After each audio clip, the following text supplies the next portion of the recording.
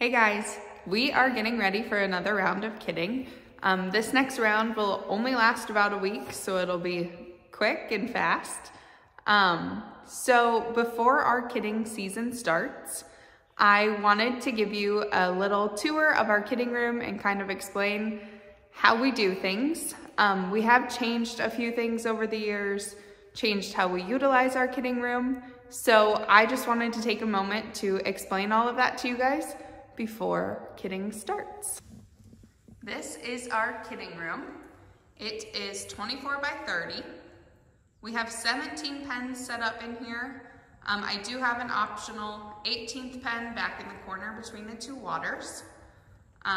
For our larger groups, we do typically use that pen, but most of the time we can get by without.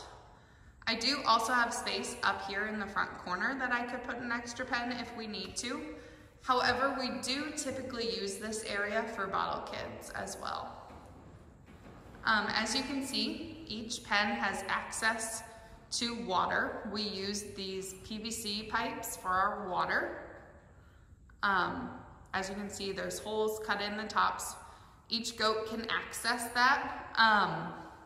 Two of our PVC pipes are hooked up directly to the water line, as you can see on that back wall. We also have that up here in the front corner. These other two, I can reach with a hydrant to fill with our garden hose. On this wall, we have outlets. If we have kids that come in cold, need to have access to heat lamps to warm up, this is the wall that I put them on. I try to fill these pens last, unless we really need them. Also up in this space, I have this really pretty orange cart. I use this basically as our NICU. If we have a kid that gets born outside really cold, I throw it in the cart, I turn the heat lamp on over it, and this is the space that they stay in until they are really warm and ready to be rejoined with mom. I found out that besides sticking them in front of the heater, this is the fastest way I can get them warmed up, just by having this little enclosure. As you can see also, each of these pens has a feeder. So we made these out of Durafirm lick tubs. So basically, they're super fancy. We cut the lick tub in half, screwed a board on, and added hooks. So pretty simple, anybody can do it. And a great way to reuse your lick tubs. That works well. So this way, we don't have to worry about buckets falling.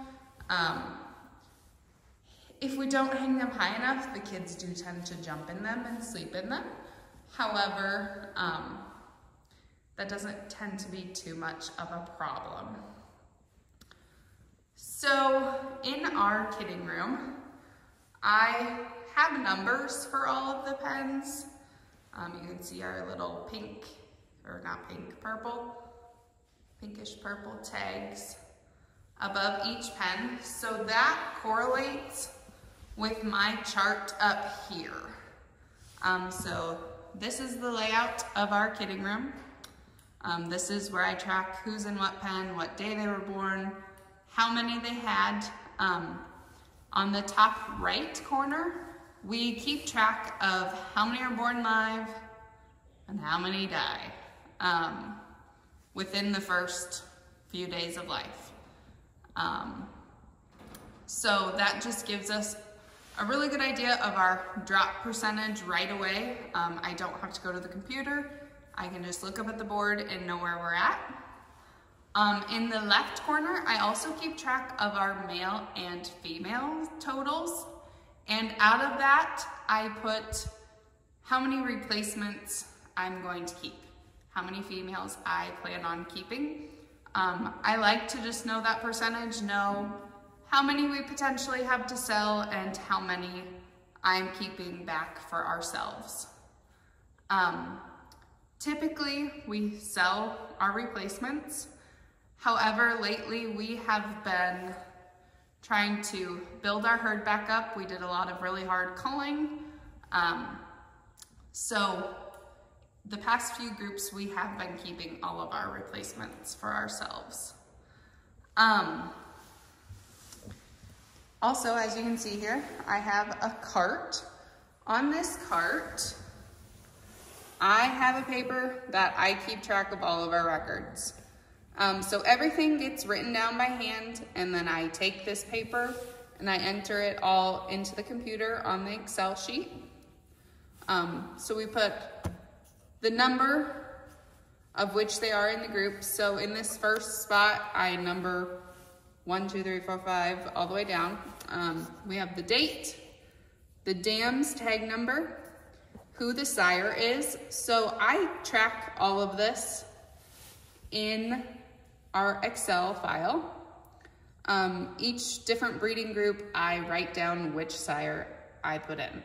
So I know who all of these kids belong to. We put the number of kids that they have, and then obviously the information about the kids. So just so we can quickly find them if we need to, I write down their tag number goes here in this first box. Any color markings so I can easily recognize them. And then we do weigh them as well before they leave the kidding room. So the jugs are 4 by 5. I leave them in the jugs with Mom for about 3 days.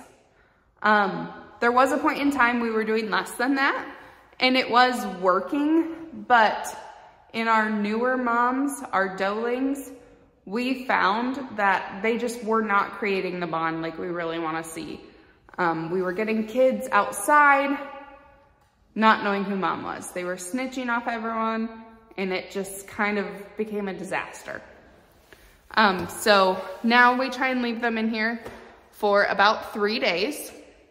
So before they leave the jugs, I give them, at 3 days old, I give them their first shot of CD&T, and then I also tag them. And we weigh them as well. As you can see over in the corner here is our scale. I try and keep that all at the front, so I just do it as they go outside. Sometimes if it's not really crazy, I will do it. I will weigh them the day that they're born, write all their information down. But if I don't do it right away, it does get done on day 3. So we also have this cart here. Inside of the cart, I keep the tags that we're going to be using. Bands, because we also band on day 3.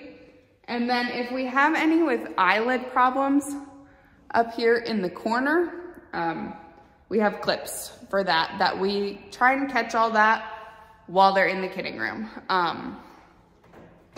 The sooner we get the clips on the eyelids, the better it goes. It doesn't need as long as if we don't catch it. So that is all in the top drawer. The bottom drawer is not stuff that I use during kidding season. It's just some different syringes, hoof trimmers, which we have started trimming hooves as they leave the kidding room. Rather than trying to find a time to run a huge group through our handling system, we have been bringing our head gate over to our barn and just doing a couple a day. I have found that to be a lot more effective for us. It is not as overwhelming, and they all eventually come through the kidding room. So it ends up being a yearly thing that they get their hooves trimmed, and it has just been the most effective way for us to do that. So that does happen for the moms. Right before we move them to the kick-out pen, they get their hooves trimmed. So behind me, I have all of our supplies. Everything we use during kidding season and otherwise, is in this cupboard behind me. Our medications are either in the fridge or in the cupboard if they can be stored at room temperature. Extra needles and syringes are stored over here in the cupboard, and paint as well for marking. Back here in the corner, I have our iodine and Nutri-Drench along with tubing supplies, and then our dry colostrum that we use. And then, fun fact, I use a bottle warmer in the barn for our bottle kits. I guess it's a benefit to having children. You get a bottle warmer most of the time when you have babies. So I actually use this in the barn. We use this little whisk to mix up milk and colostrum. It works really well. One of those little frother things. So this is what we use to mix up our milk. Super efficient. You don't get any clumps. It's amazing. You don't have to worry about clumps getting stuck in the bottle if for some reason you don't get it mixed, or in the tuber, none of that. So as I said, mom and baby are typically in this pen for 3 days. After that point, I move them out of the room to our kick-out pen. So at that point, we clean out the bedding, put barn lime down, try and keep everything as clean as we can for the next one to enter the jug. So this is the area that our kick-out pen is in. That has stayed the same for our barn. So once we are ready for nannies to come here, I will put the rest of the gates up into this pen. Right now, I'm just trying to give our bred nannies as much space as possible because I do lock them up at night.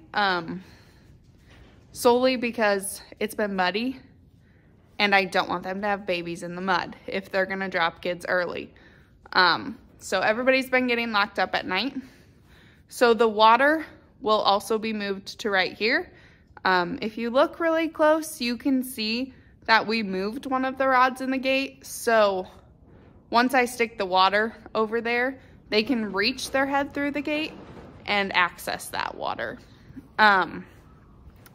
So I try to only have about 5 or 6 nannies in here at a time.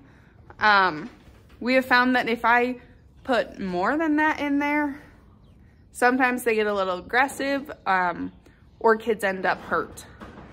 A lot of times I do have a small creep pen area set up in here for the babies to go and lay back in that corner. That just is to try and make sure they stay warm. If it's cold, I'll put a heat lamp up.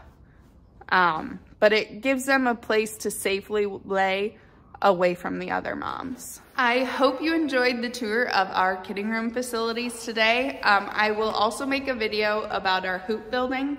Right now, I don't quite have everything set up.